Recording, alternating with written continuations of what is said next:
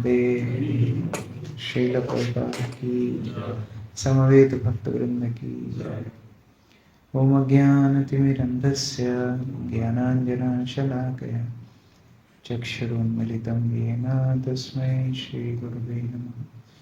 नमो विष्णुपादाय कृष्णपृष्ठाय भूतले श्रीमते भक्तिवेदान्तस्वामिनिति नामिने। नमस्ते सारस्वती देवे गौरवाणी प्रचारिणे निर्विशेष शून्यवादी पाश्चात्यदेशतारिणे। वाञ्छाकल्पतरुभ्यश्च कृपा सिन्धुभ्यैव च पतितानां पावनेभ्यो वैष्णवेभ्यो नमो नमः। जय श्री कृष्ण चैतन्य प्रभु नित्यानंद श्री अद्वैत गदाधर शिवासादि गौर भक्तवृंद। हरे कृष्णा कृष्णा कृष्णा हरे हरे, हरे राम राम राम हरे हरे। हरे कृष्ण। तो सुबह मेरा बहुत मन कर रहा था कि मैं आप लोगों का परिचय पूछूं, लेकिन भागवत क्लास की मर्यादा थी तो मैं पूछ नहीं पाया। मैं भी आप बता सकते हैं कौन कौन नाम, थोड़ा परिचय। हाँ, अक्षर केशव। मदन मोहन प्रभु है और मृदंग बहुत बढ़िया बजाते, कीर्तन करते हैं। हमारे विग्रह का नाम राधा मदन मोहन। और विजय प्रभु है और ये भी बहुत अच्छा सेवा करते हैं अलग अलग मंदिरों में, विश्वेश्वर में। और ये भी विजय प्रभु है, पीछे भी नए पीढ़ी से ज्वाइन किए हैं। जय विजय विजय विजय। खारगोन है ना, हाँ हाँ, एमपी वहाँ से है। अच्छा, वो आप उज्जैन में आए थे ना कुछ समय के लिए? अच्छा, दूसरा कोई। और हमारे बलराम कृपा प्रभु जी है, वो गो सेवा करते हैं, पूजा सेवा भी बहुत अच्छा, ड्रेसिंग भी करते हैं, बहुत गाड़ी चलाते हैं, बहुत वैरायटी सेवा करते हैं। और ये हरिभक्त परायण प्रभु जी है, हेड पुजारी है हमारे, वो भी बहुत अच्छा सेवा करते हैं, बहुत सालों से पुजारी है। और उधर उनका नाथ प्रभु है, वो भी पुजारी सेवा, ड्राइविंग और बहुत सारा किचन का भी, फेस्टिवल किचन भी देखते हैं, बहुत सारा सेवा करते हैं। मालगांव के मायापुर गुजरात से है और वो यहाँ पे पुजारी सेवा करते हैं। और वहाँ पे श्री गोपाल को आपको मैं बता रहा था, गौरगांव। हाँ, गौरगांव के हैं। अच्छा। और ये हमारे रजत है, अभी नई पीढ़ी से ज्वाइन किए। और वो प्रभुपाद आश्रम का आपको मेल किए थे, अकाउंट का सेवा करते हैं। और वो जम्मू कश्मीर से, पंजाब उधर। अच्छा। उधर प्रसन्न लोग है उनके आगे, वो भी कुछ सेवा करते हैं। और ये अनुत्तम चैतन्य को सातारा से है, वो भी बुक डिस्ट्रीब्यूशन बहुत सेवाएं करते हैं। और पीछे हमारे शाहजी प्रभु है, जो हमारे आचार्य प्रभु है ना, हाँ, जो ऑल इंडिया पर जाते यस हैं, यस, उनके गाँव से है। अच्छा। और भी गो सेवा और हमारे जो प्रदर्शन रहता है उधर सेवा करते हैं। awesome है। और प्रभु का क्या सेवा परिचय? आप प्रभु के बारे में बताइए। प्रभु जी अर्जुन कृष्ण प्रभु जी का नाम है। और इस 5-7 सालों तक महाराज के पर्सनल असिस्टेंट थे, बहुत अच्छे से सेवा की श्रीमान महाराज जी। पहले यहीं पे ज्वाइन किया, फिर बाद में महाराज ने यहीं पे भेजा, अभी फिलहाल कमांड है, बहुत अच्छी सेवा करते हैं। भक्तों को कमांड करना बहुत मुश्किल है। जागतिक समाज में सैलरी दे के व्यक्ति को नियंत्रण में लाया जाता है, लेकिन इस्कॉन में एक तो भक्त, ऊपर से सब वॉलंटियर, तो सबसे सेवा कराना बहुत मुश्किल काम है। हरे हरे, श्रील प्रभुपाद की जय। तो बहुत सौभाग्य है मेरा कि इस पवित्र दिन आप लोगों का संग मिल रहा है। आज धमाल कृष्ण गोस्वामी महाराज का भी तिरुभाव दिवस है, आज जगन्नाथ दास बाबा जी महाराज का भी और रसिकानंद प्रभु का भी। अगर हमारी परंपरा को हम देखें तो हमारी परंपरा में भगवान से ज्यादा वैष्णवों को महत्व दिया गया है, आचार्यों को महत्व दिया गया है। अब देखिए कोई भी मंदिर में दो मुख्य आरती होती हैं, एक मंगला आरती, एक श्रृंगार आरती, और दोनों में हम गुरुदेव का ही गुणगान करते हैं। मंगला आरती में भी गुरुवाष्टकम और दर्शनारती में 3 मिनट भगवान के लिए और 25 मिनट प्रभुपाद की गुरु पूजा। तो हम लोग देख सकते हैं कैसे आचार्यों के ऊपर हमारी परंपरा में विशेष बल दिया गया है। हम जब वृंदावन यात्रा भी करते हैं तो हम आचार्यों के स्थान पे जाते हैं, उनके गोस्वामी मंदिरों का दर्शन करते हैं। तो हमारा संबंध भगवान से है आचार्यों के माध्यम से। और जो अभी हम भजन गा रहे थे, नरोत्तम दास ठाकुर जिन्होंने ये भाव लिखा है, नरोत्तम दास ठाकुर भी कोई सामान्य व्यक्ति नहीं थे, जिनके लिए श्री चैतन्य महाप्रभु ने पहले से प्रेम रखा हो। आप लोग तो कथा जानते हैं, उनके जन्म के पूर्व चैतन्य महाप्रभु एक दिन संकीर्तन में नरोत्तम नरोत्तम इस तरह बोल रहे थे। तो सब लोग बोल रहे थे कि ये तो पीडीसी में नाम नहीं है, कौन है, तो नया डिवोटी है। तो महाप्रभु बताते नहीं, ये आएंगे, भविष्य में आएंगे। और नरोत्तम के उद्देश्य से महाप्रभु पद्मा नदी में कृष्ण प्रेम रख के जाते हैं, और जैसे ही कृष्ण प्रेम रखते हैं पद्मा नदी में बाढ़ आने लगती है, उफान आने लगता है। तो महाप्रभु उस पद्मा नदी को बोलते हैं कि देखो मैं अपना प्रेम तुम्हारे भीतर रख के जा रहा हूं, और जब नरोत्तम आएगा तो तुम उसको प्रेम दे देना। तो पद्मा नदी पूछती है कि महाप्रभु आप बोल के जा रहे हैं, लेकिन मैं कैसे पहचानूंगी नरोत्तम कौन है, किसको प्रेम देना है, कैसे पहचानूंगी। तो महाप्रभु बोलते हैं यदि वो तुम्हारा स्पर्श करेगा तो इस तरह जो उफान आ जा रहा है वो पुनः आएगा, और तब तुम उसको प्रेम दे देना। तो पद्मा नदी बोलती है आपका प्रेम जब मुझे प्राप्त हुआ तब ऐसा उफान आया, और जो वैष्णव को बिना प्रेम दिए मेरे अंदर इस तरह स्थिति होगी, उसको मैं प्रेम दे दूंगी तो क्या होगा।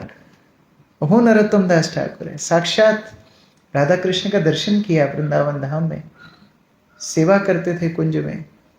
और वो नरोत्तम दास ठाकुर अपने जीवन के अंत में जब एकदम प्रेम की पराकाष्ठा पे थे, तब वो क्या बोल रहे हैं, से सब संगीर जे कोई लो विलास, से संग न पाइलो कांदे नरोत्तम दास। जिन्होंने रूप गोस्वामी की संगति की, जिन्होंने सनातन गोस्वामी की संगति की, जिन्होंने कृष्णदास कविराज गोस्वामी इत्यादि महान वैष्णवों की संगति की, उन वैष्णवों का संग मुझे नहीं मिल रहा है, इसलिए मैं रो रहा हूं। तो मतलब भगवान को दर्शन करने वाला व्यक्ति भी, महान आचार्य भी किसके लिए रो रहा है, वैष्णव संग के लिए रो रहा है। कितनी बड़ी उपलब्धि होती है अगर हमको वैष्णव संग मिले। और ये वैष्णव ही तो होते हैं जिनके माध्यम से हम भगवान तक पहुंच जाते हैं। देखिए हम लोग अल्टर में सेवा करते हैं, बहुत सारे पुजारी भक्त यहाँ पर हैं। हम लोग वास्तव में किसको भोग देते हैं, गुरु को देते हैं, और फिर गुरु को निवेदन करते हैं अब आप चढ़ाइए। आरती भी करते हैं गुरु के माध्यम से करते हैं, षोडशोपचार में भी प्रथम गुरु को षोडशोपचार करते हैं। तो ये सारी पद्धति हमको शिक्षा देती है कि कैसे आचार्य उपासना महत्वपूर्ण है। जब पूतना वृंदावन में गई थी, प्रवेश कर रही थी, तो पूतना भगवान की कृपा को प्राप्त कर ली। और कई बार लोग चर्चा करते हैं कि देखो भगवान तो भावग्राही है, भाव तो पूतना का शुद्ध नहीं था, तो भावग्राही भगवान ने भी पूतना के अशुद्ध भाव को क्यों स्वीकार किया। श्रीधर स्वामी बोलते हैं वेश ग्रहण मात्रेण पूतना उद्धार, कम से कम मात्रा का भेष बना के गई थी। तो लेकिन हमारे आचार्य रसिक आचार्य और इसमें टिप्पणी करते हैं, वो बोलते हैं क्योंकि जब पूतना ने ब्रज में प्रवेश किया तो ब्रजवासियों ने पूतना को स्वीकार किया, और क्योंकि ब्रजवासियों ने पूतना को स्वीकार किया तो कृष्ण सोच रहे थे अब मैं इसको कैसे छोड़ दूं, क्योंकि जिसने ब्रजवासियों का प्रेम प्राप्त किया हो, उनकी अनुमति प्राप्त की हो, कृष्ण उसको कभी छोड़ नहीं सकता। कृष्ण कब दयामय होते हैं, वैष्णवेर आवेदन कृष्ण दयामय, वैष्णवों के आवेदन से कृष्ण दयामय होते हैं। तो ये हमारे जीवन की सबसे बड़ी उपलब्धि है कि जहाँ में वैष्णवों का आश्रय सानिध्य प्राप्त हो। जैसे मैं आज सुबह देख रहा था, जब गुरु महाराज ऑनलाइन आए, आप सब जब कर रहे थे, तो मैं यही विचार कर रहा था कितना बड़ा भाग्य है कि प्रतिदिन गुरुदेव के सानिध्य में जप करना, उनकी संगति, उनसे सुनना, ये बहुत बड़ी उपलब्धि है। पहले तो जैसे नारद मुनि मृगारी को मिले, एक बार मिले, बस वन टाइम कोर्स, क्या बोलते हैं, वन टाइम प्रोग्राम, बस वही। और उसके बाद फिर कई वर्षों बाद आए तो देखा मृगारी का हृदय परिवर्तन हो गया। बस पहले जमाने में इतना गुरु की संगति नहीं मिलती थी। चैतन्य महाप्रभु जब दक्षिण भारत आए तो अभी जैसे कोल्हापुर से होते हुए अरावली और यहाँ से पंढरपुर तो एक ही बार आए, लेकिन अब जो सानिध्य हमको गुरु का मिल रहा है, बहुत बड़ी कृपा है।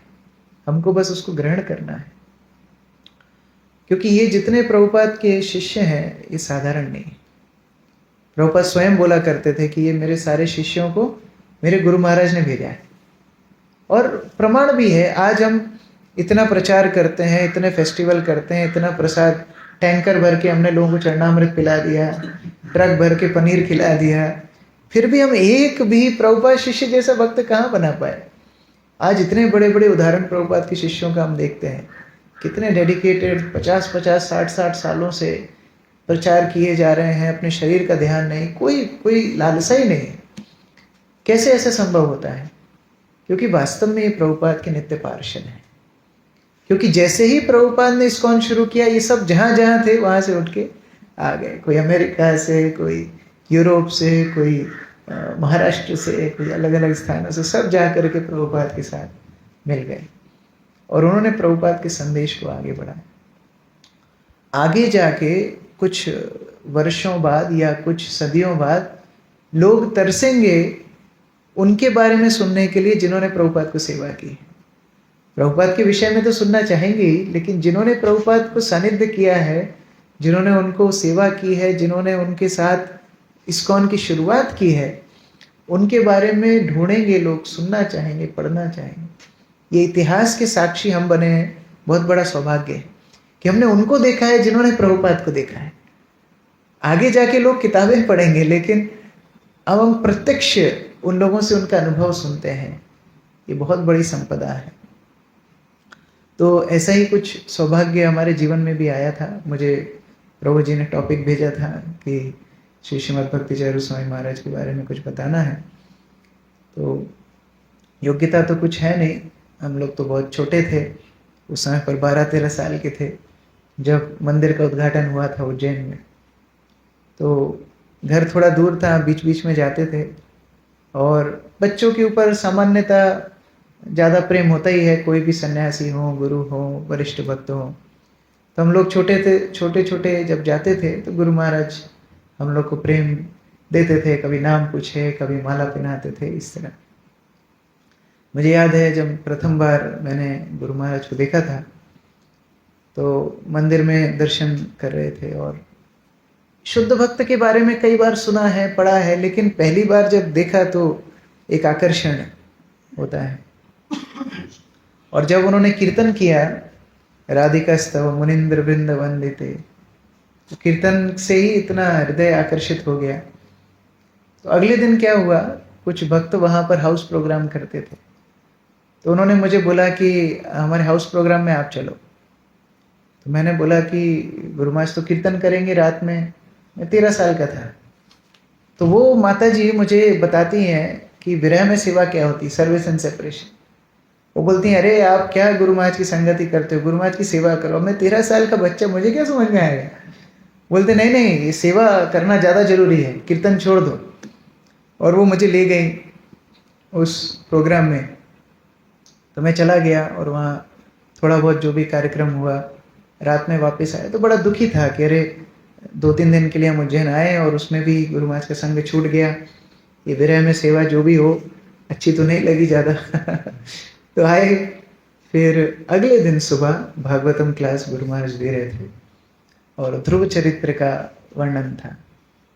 तो गुरु महाराज ध्रुव चरित्र के ऊपर बोलते बोलते बताते हैं कि कल रात में मेरे पास एक ईमेल आया कि 2 बच्चे थे छोटे छोटे, वो लोग एक हाउस प्रोग्राम के लिए गए थे। वो कौन थे, खड़े हो जाओ। तो मैं तो बहुत डर गया।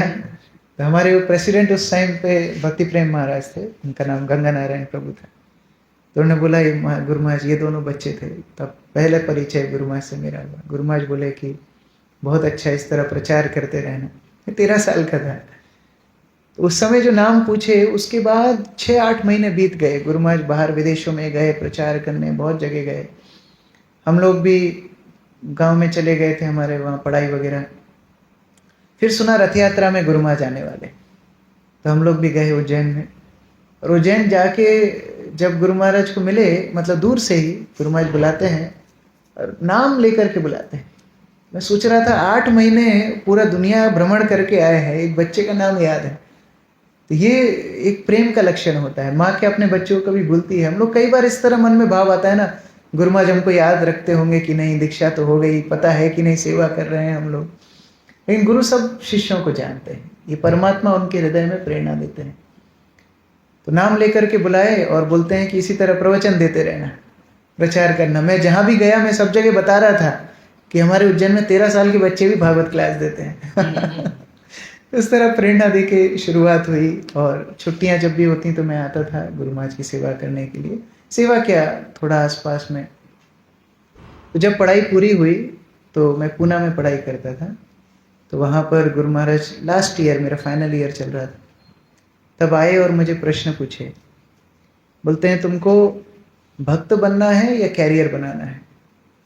अब आपके गुरु आपको प्रश्न पूछेंगे, भक्त बनना है कि कैरियर बनाना है, क्या आंसर देंगे आप? मैं, गुरु महाराज मुझे तो भक्त बनना है। तो बोले फिर आप सब छोड़ दो, ये सब करने की ज़रूरत नहीं है। तो मैंने सब छोड़ दिया।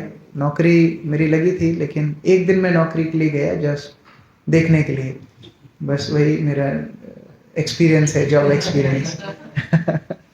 और बस फिर मैं गुरु महाराज के साथ में ट्रैवलिंग करने लगा। सेवा जब हम शुरू करते हैं, प्रभु को भी अभ्यास होगा, जो लोग भी व्यक्तिगत सेवा किए हैं, वास्तव में हमको लगता है हम उनकी सेवा कर रहे हैं, लेकिन वो हमारी सेवा करते हैं, वो हमें प्रोत्साहन देते हैं। ये गुरु वर्ग का, शुद्ध भक्तों का व्यवहार होता है। जैसे मुझे स्मरण है, पहली बार जब हमें विदेश में यात्रा करना था, तो मुझे इतना पता नहीं था कि वीज़ा कितना कॉम्प्लिकेटेड सब्जेक्ट है। तो वीज़ा लगाया था, लेकिन मैंने सोचा आ ही जाएगा, अब लगा दिया है तो आ ही जाएगा। हमको साउथ अफ्रीका जाना था। तो कई समय निकल गया, वीज़ा नहीं आया। और हमारी फ़्लाइट बॉम्बे से थी, तो हम बॉम्बे भी पहुंच गए। एक रात पहले हम एक स्थान में रुके थे, तो गुरु महाराज को सब प्रसाद सेवा किया, सब कुछ किया। रात में मैं मसाज देने के लिए गया, तो रात में गुरु महाराज मुझे बोले, तो सब पैकिंग हो गई? कहाँ गुरु महाराज, सब रेडी? यस गुरु महाराज। तुम्हारा वीज़ा आ गया? नहीं गुरु महाराज, वीज़ा नहीं आया। तो गुरु महाराज तुरंत बैठ गए, अरे मूर्ख, तुमको पता है बिना वीज़ा के नहीं जा सकते, कल हमारी फ्लाइट है। तो मैं बोला, गुरु महाराज मुझे तो मालूम नहीं। तो गुरु महाराज ने उसी समय फ़ोन लगाया। साउथ अफ्रीका में एक बहुत बड़े व्यक्ति थे, इंडियन एम्बेसडर, उनको फ़ोन लगाया और उनको बोला, इस तरह मेरा एक सेवक है, उसका वीज़ा नहीं हुआ, तो आप तुरंत ये वीज़ा लगाइए। तो उन्होंने फ़ोन किया इंडिया में, साउथ अफ्रीकन एम्बेसी। रात हो रही है तो सुबह ही मिलेगा, तो सुबह पासपोर्ट मिलेगा। और पासपोर्ट मिलना था दिल्ली में, हम थे बॉम्बे में, फ़्लाइट थी बॉम्बे से। तो गुरु महाराज ने फिर दूसरे एक भक्त को बोला, आप जाओ दिल्ली में ही रहते थे वो, वीज़ा कलेक्ट करो, फ़्लाइट लेके आओ बॉम्बे और इसका पासपोर्ट इसको समय पे पहुंचाओ। तो ये सारी कहानी चल रही थी। और वो भक्त आए, फ़्लाइट के 3-4 घंटे पहले मेरा पासपोर्ट मेरे पास आ गया। ठीक है, अब पैकिंग हुई, सामान रखा गाड़ी में, हम लोग एयरपोर्ट के लिए निकले। और जैसे ही एयरपोर्ट के लिए निकले तो गुरु महाराज बोलते हैं, मेरा बीट बैग दो। तो मुझे याद आया कि मैं गुरु महाराज का ही बैग छोड़ करके आ गया।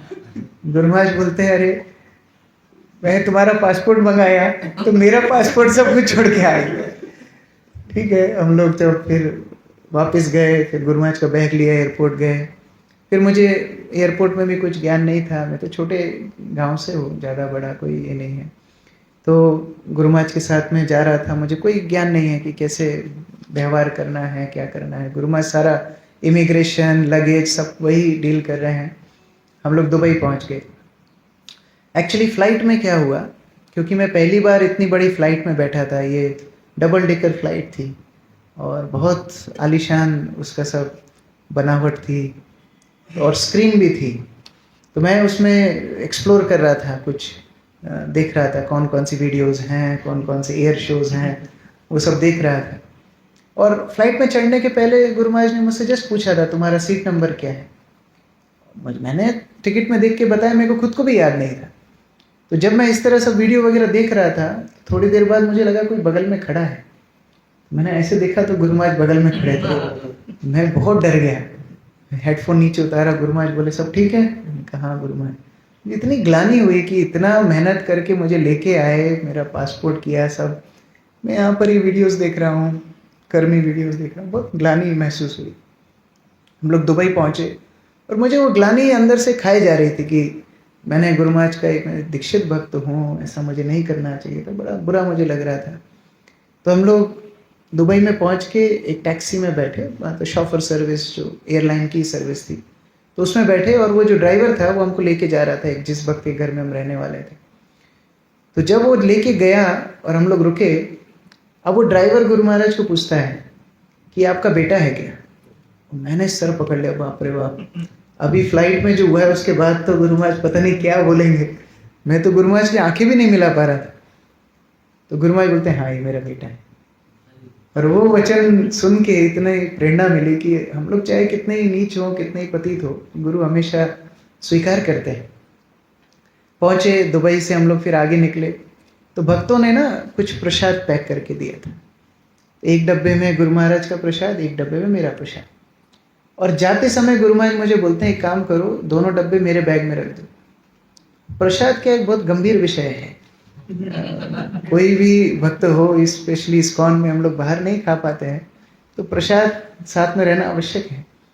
तो मैं सोच रहा था अरे दोनों डब्बे गुरु महाराज के बैग में रहेंगे, गुरु महाराज दूसरे केबिन में, मैं दूसरे केबिन में, कैसे प्रसाद लूँगा, मांगना भी मर्यादा है। ठीक है, दोनों रख दिए। फ्लाइट टेक ऑफ की 16 घंटे की फ़्लाइट थी। तो अब कुछ समय निकला, भूख लगने लगी, और समय निकला। अब वो एयर होस्टेस ला के सबको खाना परोस रही है, सब लोग खा रहे हैं आसपास में। तो मुझे बहुत तेज भूख लग रही थी कि अरे क्या करो, खा भी नहीं सकते और देख भी रहे हैं लोग खा रहे हैं।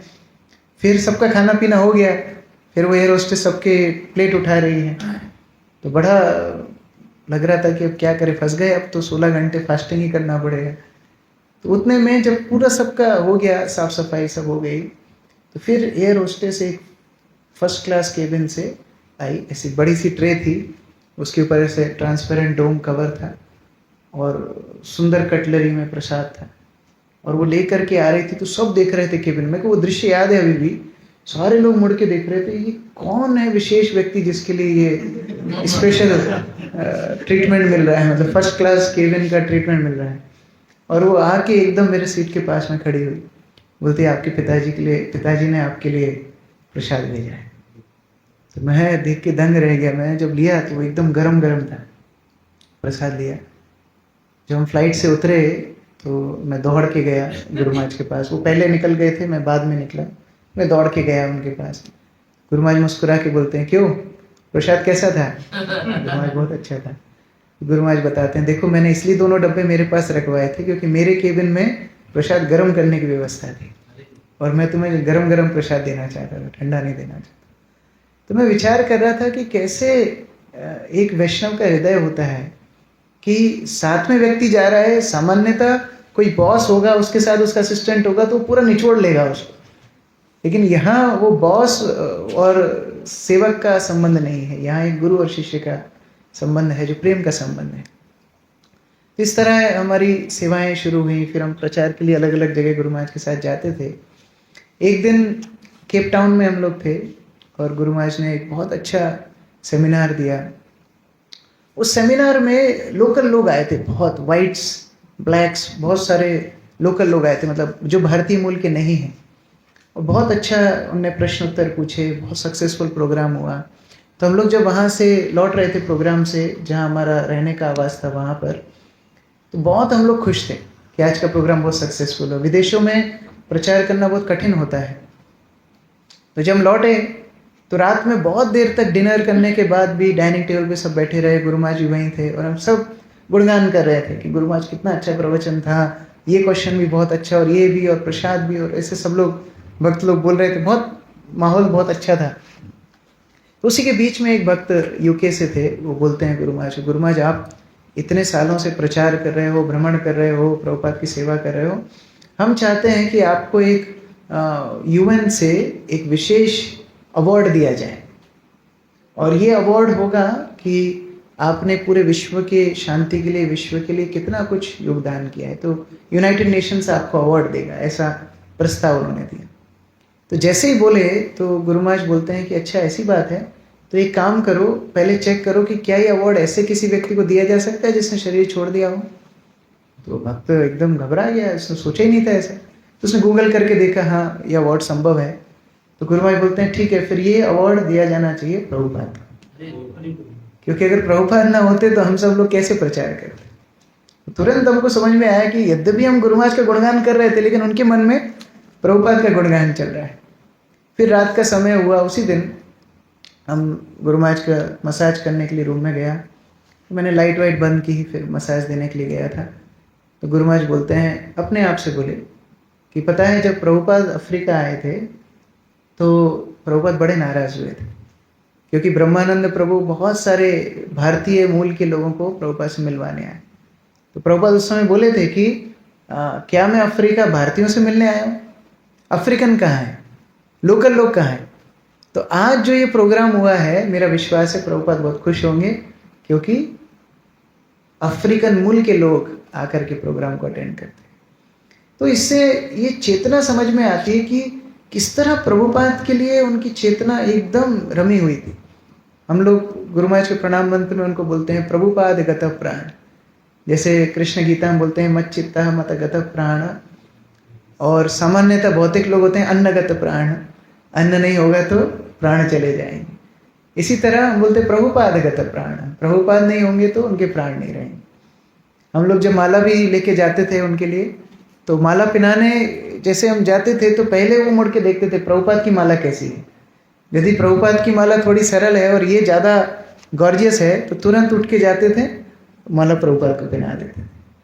तो इस तरह बहुत विचार प्रभुपाद के लिए हमेशा उनके मन में रहता था।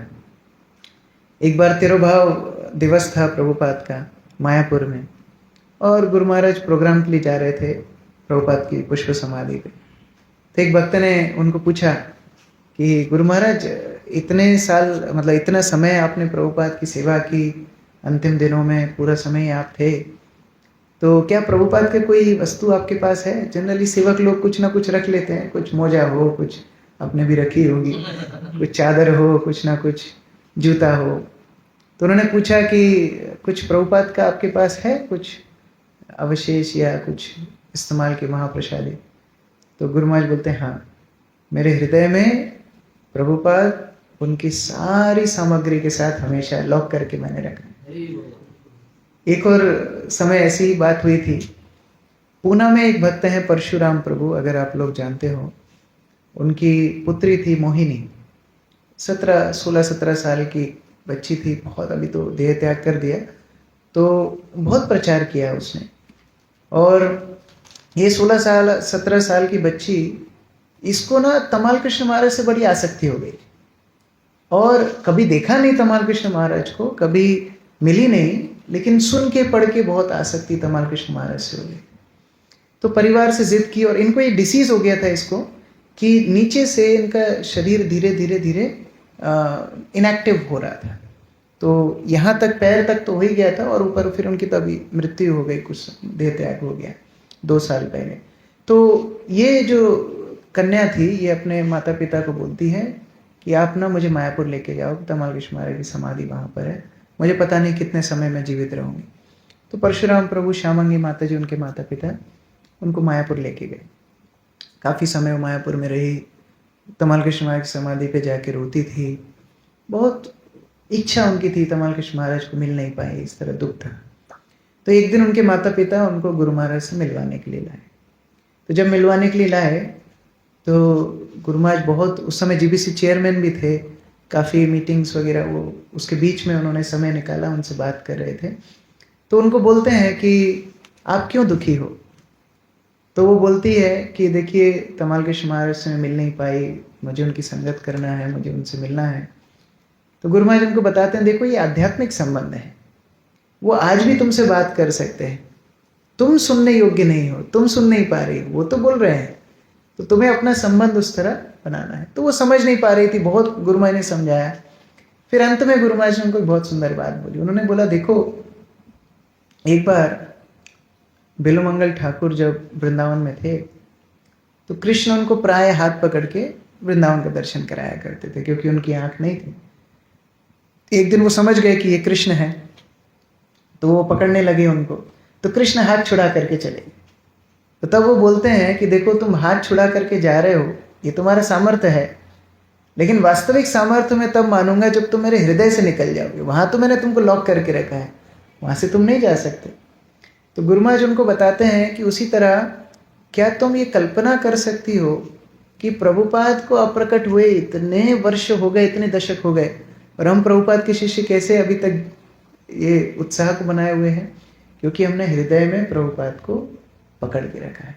यद्यपि आंखों के सामने से प्रभुपाद चले गए, लेकिन हृदय में प्रभुपाद को पकड़ के रखा है। और वास्तविकता में अगर आप करुणा सिंधु पुस्तक पढ़ेंगे, उसमें लीला आती है कि अंतिम समय जब जब प्रभुपाद की समाधि हो रही थी, तो गुरु महाराज नीचे ही थे, तमाल कृष्ण महाराज, भक्तिचारू महाराज वहाँ पर समाधि दे रहे थे, और अंत तक वो प्रभुपाद को पीछे से पकड़े हुए थे। तो जब ऊपर से लोग मिट्टी डालने लगे, भक्त लोग, तो गुरु महाराज बाहर नहीं आ रहे थे। तो तमाल कृष्ण महाराज समझ गए इनके मन में क्या चल रहा है, ये शायद यहीं रहना, तो उन्होंने हाथ पकड़ के जबरदस्ती बाहर खींचा। तो जो भक्त अपने गुरु से इतना आसक्त था कि वो समाधि में ही रहना चाहते थे, वो फिर इतने साल सेवा कैसे किए? गुरु को हृदय में धारण करके किए। और ये उनका अंतिम समय तक उनका यही मंतव्य था। हमें गौरांग प्रभु मिले थे, जो चौपाटी वाले गौरांग प्रभु, प्रश्न पूछ रहे थे कि अरे महाराज ने इतने वृद्ध अवस्था में नया प्रोजेक्ट शुरू किया, वो भी अमेरिका में क्या जरूरत थी शुरू करने की? भारत में तो इतने भक्त हैं, यहाँ हो सकता था। तो हम लोग एक बार जब न्यूयॉर्क गए थे, जब डीलैंड का प्रोजेक्ट शुरू नहीं हुआ था, तो न्यूयॉर्क में हम लोग रात के समय वॉक कर रहे थे गुरु महाराज प्रसाद के बाद। तो मैं पीछे पीछे चल रहा था, गुरु महाराज आगे थे। तो न्यूयॉर्क में एक जगह पर गुरु महाराज एकदम रुक गए, और वहाँ बोलते हैं कि देखो प्रभुपाद ने प्रचार शुरू किया यहाँ से, और आज अमेरिका के मंदिर खाली हैं, तो प्रभुपाद को कैसा लगेगा? ये विचारणीय बात है। गुरु जो मंदिरों को शुरू करते हैं, वो मंदिर गुरु के लिए प्राण है। जैसे यहाँ गुरु महाराज ने मंदिर खोला है, पंढरपुर में खोला है, नोएडा में खोला है, ये सब उनके नागपुर में खोला, ये प्राण है। मानो ये मंदिर में भक्त नहीं रहेंगे तो गुरु को कितना कष्ट होगा। तो उसी तरह गुरु महाराज वहाँ बोल रहे थे कि न्यूयॉर्क से प्रभुपाद ने प्रचार शुरू किया, न्यूयॉर्क में उन्होंने पहला केंद्र खोला, और अब अमेरिका में भक्त लोग नहीं हैं, तो प्रभुपाद को कितना कष्ट होता होगा। इसीलिए मैं चाहता हूँ कि मैं अमेरिका में प्रचार करूँ। मैंने जो करना था अलग अलग देशों में बहुत कुछ कर लिया, लेकिन हमें प्रभुपाद के लिए आखिरी अपना समय देना चाहता हूँ। तो उस विचार से वो डीलैंड में प्रचार शुरू किया था, और कई प्रीचिंग प्रोग्राम्स जो वाइट्स के लिए, वहाँ के अमेरिकन लोगों के लिए उन्होंने शुरू किए थे। जैसे हम लोग कई कल्चरल प्रोग्राम्स करते थे, वहाँ फूड डिस्ट्रीब्यूशन था, फूड ट्रक बनाया था, मर्सिडीज ब्रांड का फूड ट्रक था। वो लोग मर्सिडीज की गाड़ी में बैठते हैं, गुरु महाराज ने मर्सिडीज का फूड ट्रक बनाया था। और जब वो लोग आते थे मंदिर में, तो उनको प्रसादम सेवा के लिए ऐसे नहीं कि जस्ट प्लेट लगाया और सर्व कर दिया। पहले उनके जूते उतारने के लिए चेयर होती थी, वहाँ पर वो बैठ के जूते उतारते थे, फिर उनको हम लाते थे। फिर अलग अलग प्लेट होती थी, एक पहले बड़ी प्लेट होगी, फिर एक छोटी प्लेट होगी, और छोटी प्लेट, अलग अलग प्रसाद अलग अलग प्लेट में जाएगा, कटलरी होगी, नैपकिन कैसे फोल्ड करके रखना है, ये सारी चीज़ों का ध्यान सूक्ष्म से सूक्ष्म वो रखा करते थे। तो उस तरह प्रचार हो भी रहा था। 116 एकड़ का वो बड़ा प्रोजेक्ट है, और पर्सनली गुरु महाराज बहुत समय वहाँ बिताते हैं। हिज होलीनेस लोकनाथ स्वामी गुरु महाराज भी वहाँ आए, उन्होंने पूरा प्रोजेक्ट भी देखा था। और जिस घर में गुरु महाराज रहते थे, वहाँ एक बहुत सुंदर छवि है दोनों का, एकदम गाल से गाल लगा करके स्पर्श, पूरा आलिंगन कर रहे हैं। वो बहुत प्रेममय उनका उधर चित्र भी है। तो अंत जो उनकी लीला है, जब लॉकडाउन लगा था तो उज्जैन में ही गुरु महाराज थे। और उज्जैन में आप जानते हैं 9500 ब्रह्मचारी हैं, और बहुत सारे गृहस्थ भी मंदिर में ही रहते हैं। तो मंदिर के अंदर ही लगभग 250-300 भक्त होंगे, 250-300 भक्त मंदिर के कैंपस में ही रहते हैं। तो हम लोग यद्यपि लॉकडाउन बाहर था लेकिन अंदर तो महोत्सव चल रहा था, क्योंकि गुरु महाराज का सानिध्य है। और सुबह दोपहर शाम 3 क्लास गुरु महाराज देते थे, सुबह बांग्ला में, दोपहर में हिंदी में और शाम को इंग्लिश में। 3 क्लास रोज होती थी। और फिर कीर्तन भी करते थे और गौर आरती में जाना और मंगला आरती में जाना। और इतना एक एक भक्त को उस समय दिया गुरु महाराज। हमको तो नहीं पता था ये अंतिम संग हमको मिल रहा है, लेकिन बड़ा आश्चर्य होता है अभी सोच करके कि उस समय गुरु महाराज ने मुझे बोला कि मैं सब भक्तों से मिलना चाहता हूँ, केवल ब्रह्मचारियों से ही नहीं, सब गृहस्थों से भी। तो तुम लिस्ट बनाओ। 5-5 भक्तों से रोज मिलते थे। तो 5 को बुलाते और फिर पूरी कुंडली उनके पूछते थे, तुम कहाँ से हो, तुम माता पिता कैसे हैं, तुमने क्या पढ़ाई की, कैसे इस्कॉन में आए, क्या क्या सेवा कर रहे हो। कुछ कुछ भक्त तो ऐसे थे 20-30 साल हो गए इस्कॉन में, आज पहली बार मौका मिला गुरु महाराज को इतनी बात खुद की बताने का। तो ऐसे करके प्रतिदिन 1-1.5 महीने तक ये सिलसिला चला। जब ब्रह्मचारी हो गए खत्म, फिर गृहस्थों को 2-2, 3-3 परिवार को रोज मिलते, उनसे पूछते, उनके बच्चों को एक एक को मिले, सारे भक्तों को उज्जैन में मिले। हम लोग जैसे वो क्या बोलते हैं, तस्करी करते हैं ना, क्या बोलते हैं, स्मगलिंग। तो स्मगलिंग करके मंदिर में भक्तों को लाते थे पीछे से लॉकडाउन में, क्योंकि अलाउड नहीं था। लेकिन जो दीक्षित भक्त थे उनको चुपचाप लाते थे गुरु महाराज से मिलवाने के लिए, कि गुरु महाराज मिलना चाहते थे सबको। और इतना एक कमरे में रहने की तो आदत है नहीं, हमारे इस्कॉन के सन्यासी 2-3 दिन से ज़्यादा एक जगह रह नहीं सकते। अब 1-1.5 महीना उनको एक कमरे में रखना बहुत बड़ी चुनौती थी। तो कभी कभी तो ऐसे बोलते थे कि मुझे ना कहीं तो घुमा के लाओ, मैं यहाँ नहीं रह सकता, एक कमरे में नहीं रह सकता। पूरा जीवन प्रचार किया। तो हम रात के समय चुपचाप, जब पुलिस नहीं होती थी ज़्यादा, तब गाड़ी में बिठा के गुरु महाराज को शिप्रा के घाट ले जाते, थोड़ा गुरु महाराज वॉक करते, फिर वापस लेके आते थे। तो उनका मन नहीं लगता था कि एक जगह में रहूं। मदन मोहन को खुद गए चंदन यात्रा में, चंदन भी लगाया। फिर एक एक गाय को मिले। मंदिर में हमारे जितना ब्रह्मचारी उतनी गाय, कंपटीशन है। तो अभी गाय ज़्यादा हो गई, ब्रह्मचारी अभी गाय 160 है, ब्रह्मचारी कम है। तो एक एक गाय को मिले, अपने हाथ से गुड़ खिलाया, घास खिलाई, मतलब जिसको भी संग देना था सबको दिया। फिर मंदिर के एक एक विभाग में गए, एक एक ऑफिस में गए। वो लॉकडाउन के समय सबको संगति दी। यहाँ तक कि रात में हम लोग एकादशी के कीर्तन होता है 24 घंटे, तो रात में एक भक्त आया नहीं, 2-2 भक्तों की टीम होती है, तो एक भक्त आया नहीं। तो बेचारा एक ही भक्त कीर्तन कर रहा था रात में 1-1.5 बजे। तो गुरु महाराज पहुँच गए वहाँ। गुरु महाराज, अरे तुम अकेले कीर्तन कर रहे हो? तो गुरु महाराज, दूसरा भक्त आया नहीं। तो उसके साथ बैठ के वहाँ कीर्तन भी किया रात में, बस वो भक्त और गुरु महाराज। तो बाद में फिर गुरु महाराज ने पूछा सुबह कि वो कौन था, उसको फिर लाया गया, फिर उसको पनिशमेंट दी। तो उसको पनिशमेंट दी कि आप भक्तों के लिए टॉयलेट साफ करो। तो ऐसा एक एक भक्त के साथ आदान प्रदान जो जो करना था सब किया।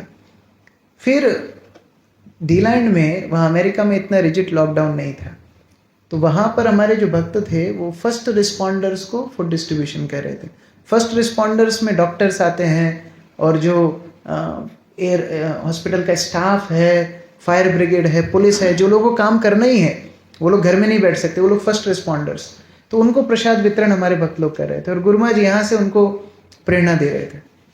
तो गुरु महाराज बोलते हैं कि देखो ये अच्छा नहीं लगता, मैं नेता हूँ, मतलब मैं लीडर हूँ, और लीडर घर में अंदर रहे और उनके जो अनुयायी हैं वो लोग बाहर सेवा करेंगे, तो देखने में अच्छा नहीं लगता। इस्कॉन को देख के पूरा विश्व सीखेगा, और इस्कॉन में ऐसा हो कि मैं अंदर बैठा रहूं और मेरे भक्त लोग वहाँ प्रचार कर रहे हैं बाहर, मैं वहाँ जाऊँगा। बहुत भक्तों ने समझाया गुरु महाराज आप नहीं जाएंगे, बहुत उनके गुरु भाइयों के भी पत्र आए, तो गुरु महाराज सबको उत्तर देते थे, नहीं नहीं मेरे भक्त वहाँ बाहर प्रचार कर रहे हैं, मैं अंदर कैसे बैठ के रहूँगा। और ये आज का स्वभाव नहीं है गुरु महाराज का, ये बहुत पहले से। अभी कल परसों ही हमारे एक भक्त बता रहे थे कि 1999-2000 में मायापुर में बहुत बाढ़ आई थी, मतलब 100 साल की सबसे बड़ी बाढ़, राधा माधव के पैर तक पानी पहुंच गया था। उस समय भक्तों के पास फिर प्रसाद भी नहीं था मायापुर में, क्या खाएंगे, सब कोई लोटस बिल्डिंग के टॉप फ्लोर में, कोई कॉन्च में, ऐसे सब चक्रा पे, छत पे भक्त लोग रह रहे थे, और प्रसाद कैसे खाएंगे। तो गुरु महाराज खुद 2 ब्रह्मचारियों को नाव में लेके गए कलकत्ता के रास्ते, और जहाँ तक फिर ज़मीन मिली वहाँ तक नाव से, और फिर वहाँ से आगे ट्रेन में बैठ के गए और नाव में राशन और मेडिसिन लेकर के आए। वो बोलते हैं मैं लीडर हूँ, भक्त लोग यहाँ परेशान हैं, तो मुझे जाना है। तो ये उनका स्वभाव पहले से, जब ट्विन टावर्स गिरे थे अमेरिका में 9/11 का जो हादसा है ओसामा बिन लादेन का, तब भी सब ट्रैवलिंग बंद कर दिए थे। गुरु महाराज बोले नहीं, मैं लीडर हूँ, मैं बाहर नहीं जाऊँगा तो कोई पुस्तक वितरण नहीं करेगा। तो वो अमेरिका में उस टाइम भी ट्रैवलिंग कर रहे थे। तो ये उनका शुरू से ही उस तरह एक मंतव्य था। और दूसरी बात है, जिस समय में गुरु महाराज ने प्रभुपाद की सेवा की, अंतिम साल जब उनके व्यक्तिगत सेवक थे, तब प्रभुपाद का मनोभाव भी इस तरह था कि क्या कोई, आप लोग लीलामृत में पढ़े होंगे कि कैसे, क्या कोई सैनिक, कोई योद्धा क्या बिस्तर में अपना शरीर छोड़ता है? रणभूमि में मैं अमेरिका जाऊंगा, मैं लंदन जाऊंगा। प्रभुपाद का ऐसा विचार था, मैं लंदन जाऊंगा, फिर लंदन से गीता नगरी, फिर हवाई, वहाँ से यहाँ, पूरा प्लान था। फिर प्रभुपाद लंदन तक गए, ज़्यादा अस्वस्थ होने के कारण वापस आए। तो ये सारे इम्प्रेशन उनके बहुत डीप हृदय में थे कि प्रभुपाद ने इस तरह बोला है। तो बहुत प्रयास किए, कई फ्लाइट बुक की, फिर कैंसिल हो जाती थी। फिर गुरु महाराज को न्यूज़ मिली कि जो ग्रीन कार्ड होल्डर्स हैं, जो अमेरिका के रेसिडेंट्स हैं, उनको रेस्क्यू फ्लाइट में अमेरिका ले जाया जा रहा है। रेस्क्यू फ्लाइट मतलब कोई देश के लोग अगर कहीं फंस जाते हैं तो उनको उसको रेस्क्यू फ्लाइट से निकाला जाता है। जैसे अभी आपने यूक्रेन से सुना होगा, वो विद्यार्थियों को लाए रेस्क्यू फ्लाइट में। तो गुरु महाराज ने उस रेस्क्यू फ्लाइट में बुकिंग की, क्योंकि वो ग्रीन कार्ड होल्डर है।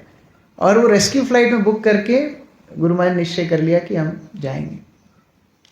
निर्जला एकादशी का दिन गुरु महाराज सब, फिर वही दिन सब भक्तों से मिले, प्रवचन दिया, गौशाला में गए, सब गायों को घास इत्यादि खिलाई, और फिर गाड़ी में बैठ करके, हम 2 गाड़ी लेकर के गए थे क्योंकि फ्लाइट, ट्रेन, बस सब बंद थी। तो हम लोग गाड़ी से उज्जैन से ड्राइव करके गए बॉम्बे, बीच में नासिक में रुके थे।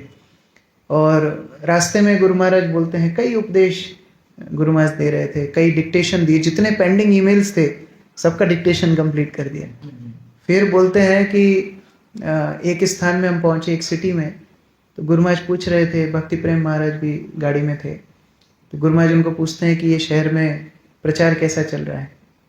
भक्ति प्रेम महाराज ने बोला, हाँ गुरु महाराज, प्रचार तो चल रहा है, लेकिन गृहस्थ लोग घर घर में रहते हैं, मंदिर से संपर्क नहीं है। प्रचार है लेकिन अपने प्रोग्राम प्राइवेट करते हैं।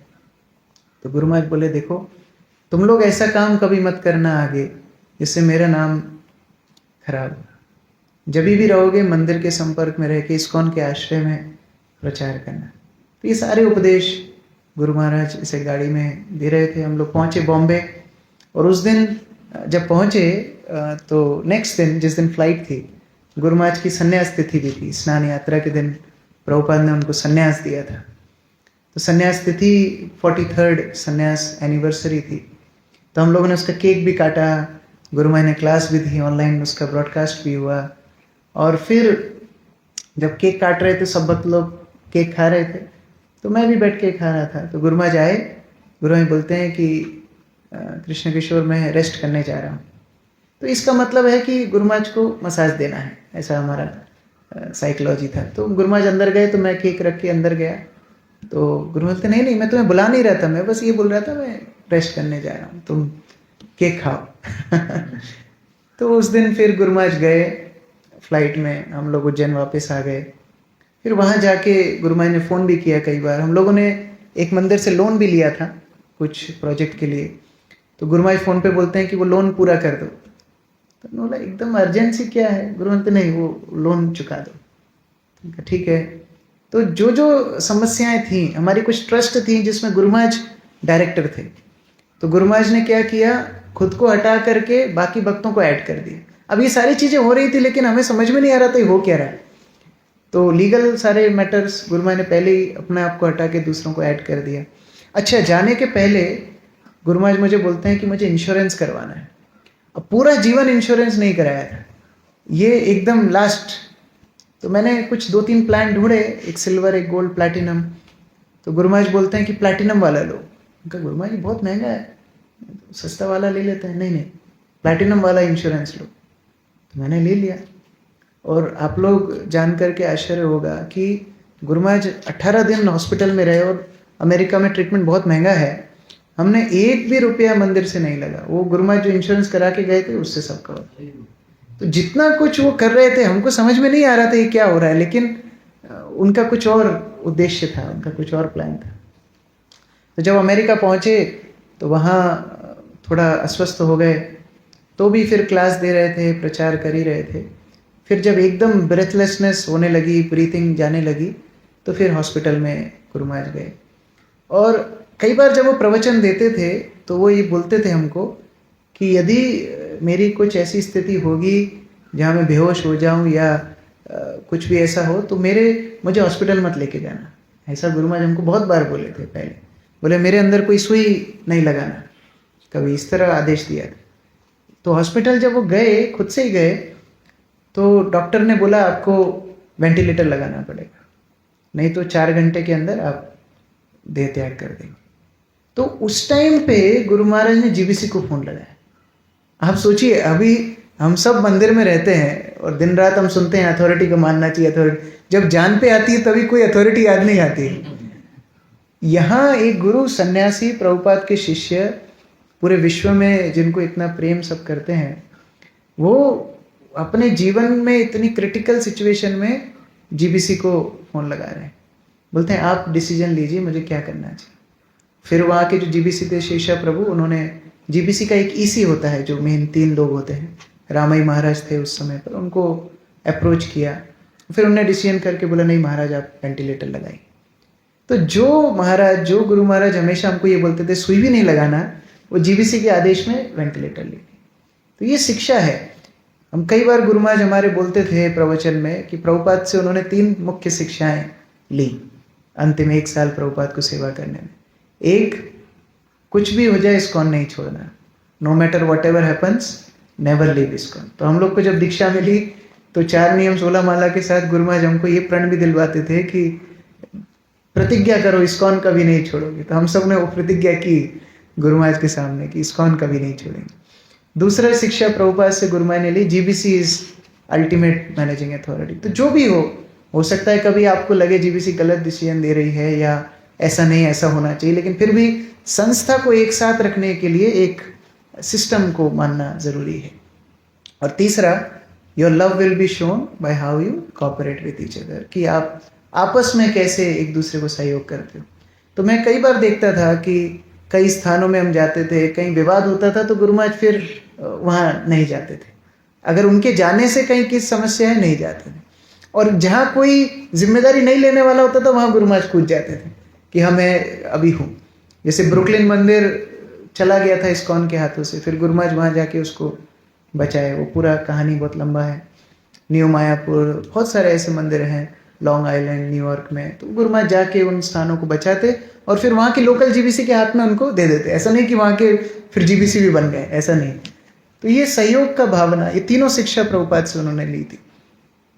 तो उस तरह फिर वो हॉस्पिटल में 18 दिन तक रहे और पूरे विश्व में भक्त लोग प्रार्थना कर रहे थे।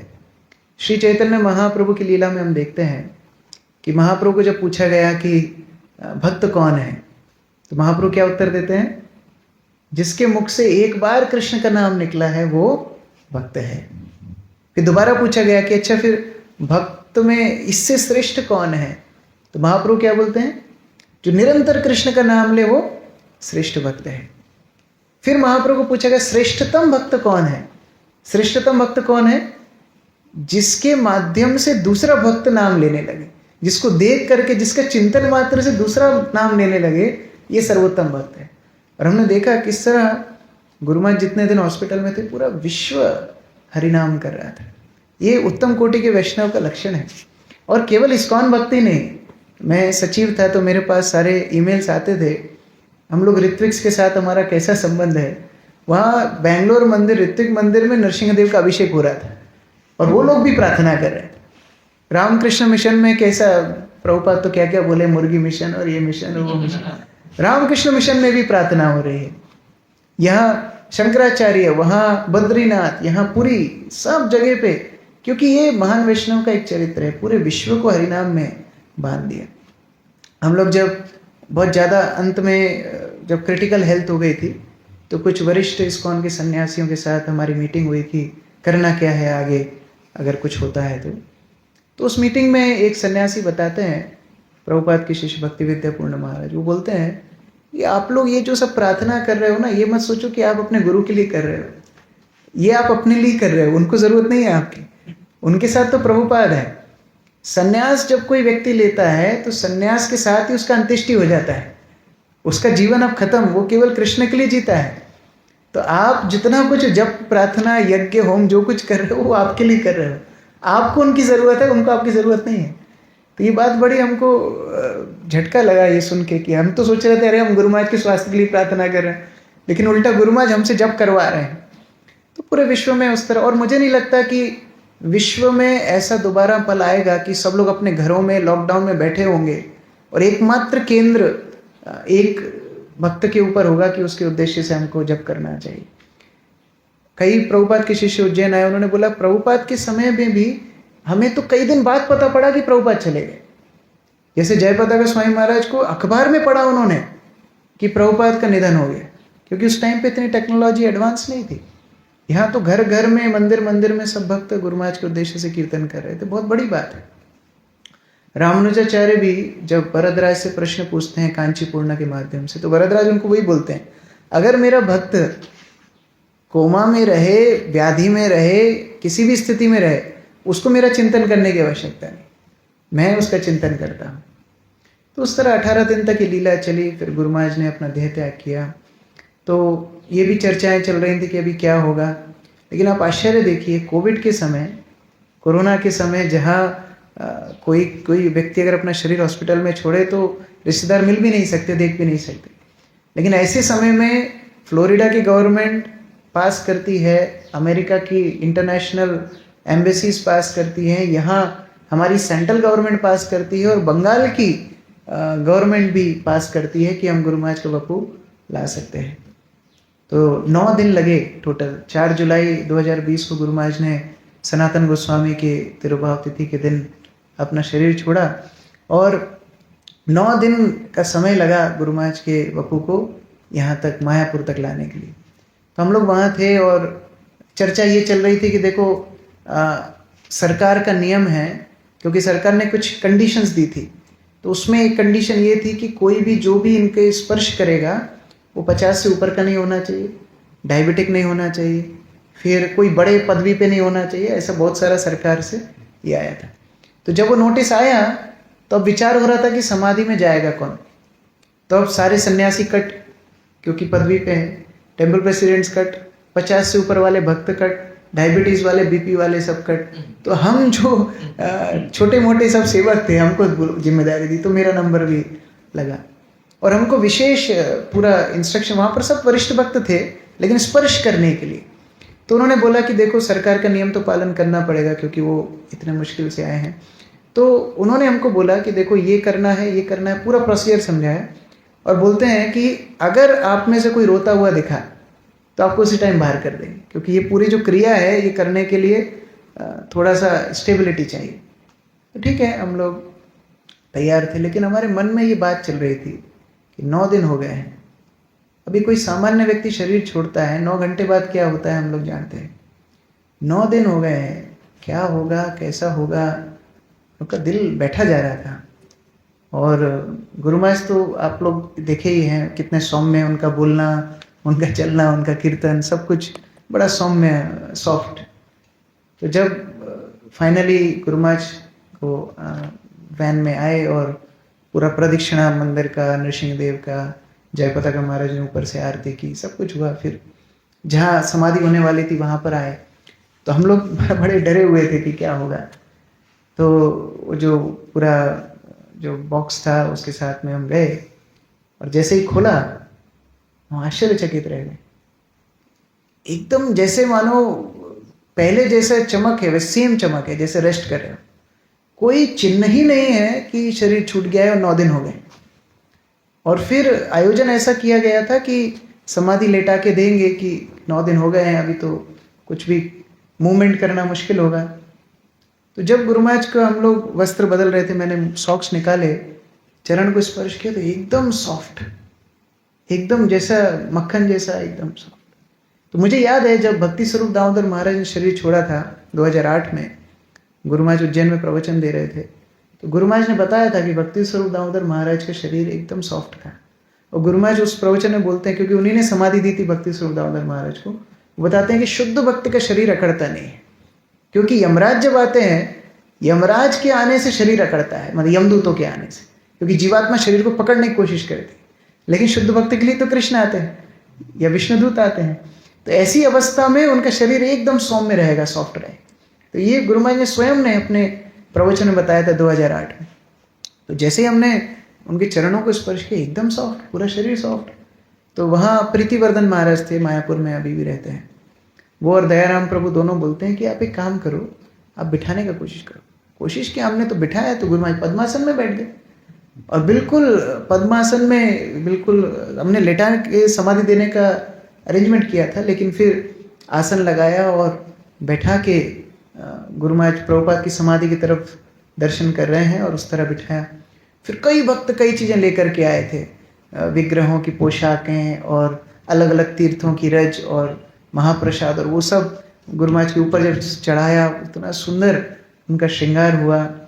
फिर उसके बाद भक्त लोगों ने वहाँ सॉल्ट और ये सब डाल करके जब पूरी समाधि पूरी हुई, तो हम लोग वही विचार कर रहे थे कि कैसे 13 जुलाई का वो दिन था, और 13 जुलाई कौन सा दिन है? जिस दिन इस्कॉन की स्थापना हुई। तो उनका पूरा जो जीवन था वो प्रभुपाद के लिए। पहले दिन इस्कॉन में आए प्रभुपाद की पुस्तक पढ़ के, पहली सेवा इस्कॉन में मिली प्रभुपाद की निजी सेवा, प्रभुपाद ने संन्यास दिया, पूरा जीवन प्रभुपाद के साथ ही रहे, प्रभुपाद की सेवा के लिए पूरा कार्य किया, मन में हमेशा प्रभुपाद थे। शरीर छोड़ा तो गुरु पूर्णिमा के दिन, वो भी गुरु से संबंध है, और 13 जुलाई को समाधि हुई, वो भी इस्कॉन के संस्थापना दिवस थे। तो पूरा जीवन एक आदर्श दूसरे भक्तों के लिए था कि कैसे प्रभुपाद की सेवा के लिए किसी भी हद तक व्यक्ति जा सकता है, किसी भी सीमा को उल्लांघ सकता है।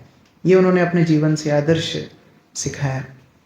तो बहुत हमें दुख तो होता ही है, लेकिन साथ ही में कृतज्ञता भी है कि ऐसे महान आचार्य का सानिध्य, उनके वचन, उनके इंस्ट्रक्शन सुनने का मौका मिला, और उन्हीं की कृपा से अभी प्रभुपाद के बहुत सारे शिष्यों का हमको सानिध्य मिल रहा है, क्योंकि सब उनको प्रेम करते थे, तो वो प्रेम अब हमको मिल रहा है। तो उज्जैन सब वरिष्ठ सन्यासी आते ही हैं, जबकि उज्जैन बहुत साइड में है, जैसे अरब ये स्थान भी बहुत साइड में है, अलग से ही आना पड़ेगा किसी को आना है।